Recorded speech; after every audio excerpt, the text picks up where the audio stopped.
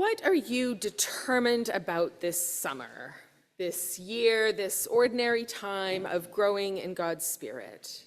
How are you determined? Today we hear how Jesus set his face to go to Jerusalem, and thus begins the major central section of Luke's Gospel. That's a phrase we sort of, I think, expect to hear more in Lent. And we know, even if Jesus' first disciples didn't, that it meant going to Jerusalem meant facing towards the cross, a much more familiar kind of Lenten theme. But that's not the time that we're in. Jesus is risen, ascended, and the Holy Spirit has come. It's summer. We've only just begun ordinary time, this 6-month season after Pentecost, when we grow in the Spirit of God.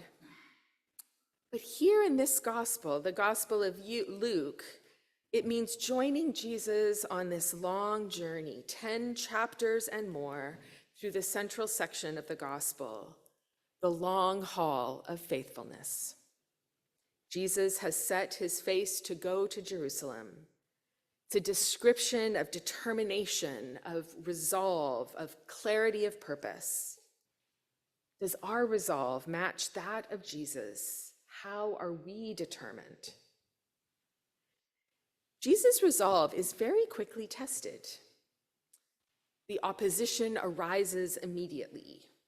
At their very first stop, the village people would not even receive the messengers Jesus sent ahead.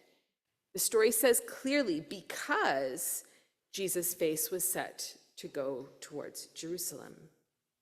The very purpose, the determination and strength implied by the description of Jesus' stance is challenged immediately. We don't really know the specifics of the villagers' complaint, if there were. What we do know is how Jesus' disciples, James and John, reacted. Their first instinct was not to wonder or doubt their purpose. Their first instinct wasn't to inquire or try to understand the villagers' resistance. Clearly, being liked or accepted was not really the goal. Their first instinct, sadly, was to violence. Do you want us to command fire to come down from heaven and consume them, they ask?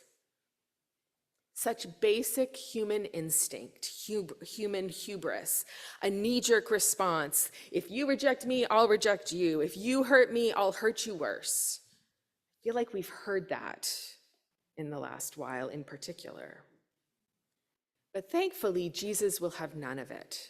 He rebukes James and John, and they all move on. See, Jesus' face is still set to go to Jerusalem, and we can come along or not. No manipulation, no coercion, no violence. Just come along or don't. Jesus' party moves on to another village. And Jesus' determination, his resolve, his singularity of purpose continues. As the journey continues, indeed, it becomes clear that this is not just his own. Following in the way of Jesus, Christian discipleship, not necessarily for everybody. It becomes clear as Jesus and the disciples encounter would-be followers, potential new recruits along the way. The first sounds promising, calling out, "I will follow you wherever you go." But Jesus is not impressed, highlighting that following Jesus means an itinerant life without the comforts of home. Jesus calls a second would-be follower who might have been willing, but first needed to fulfill an important family commitment. A third potential recruit was certainly willing. "I will follow you, Lord," he says. "But let me first say farewell to those at home." You can hardly fault this one for wanting to bid farewell to loved ones. Jesus, still not impressed. The call to Christian discipleship, following in the way of Jesus, is not easy. Jesus is uncompromising, determined. One commentator summarizes the call of Christ to discipleship, meaning not being nestled in at home, but on the move through the neighborhood, not bogged down in common duties, but on the move, proclaiming God's reign, not looking backward to the entanglements of the past, but on the move, opening up and focused to the future.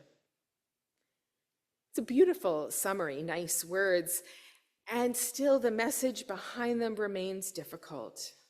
Jesus accepts no excuses, not even good excuses, which surely these were that we hear about. Surely burying a beloved parent is a good excuse. But Jesus is like the coach, if you've ever been part of such a team, a coach who dismisses any apologies. Oh, I'm sorry. Don't be sorry, the coach says, just do it better. There's an uncomfortable edge to the discipleship to which Jesus calls us. Jesus' determination and steadfastness, resolve and clarity of purpose stands in direct contrast to the comfort that we tend to favor. Summarized well in the now iconic title of Pierre Berton's 1965 classic, The Comfortable Pew. When Christianity moved out of the margins and got in bed with empire, much of Jesus' uncompromising way was lost. And so many people I meet now, people on the margins of the church, crave this strong and determined faith, a faith that sets its face to go to Jerusalem, the center of power, to challenge it and make the world better. A young person I know, for instance, who works at organizing in the community for the common good, passionate about improving our society, described it saying, well, everyone likes Jesus, wants to follow. Other parts of religion are hard, though. An old friend I grew up going to church with and youth group and all things recently told me that she had joined a small church plant in her conservative prairie town. We want to be really outward facing, she said, serving people in need in the community. Not a comfortable pew, but a small living room gathering that empowers a determined group of followers in the way of Jesus.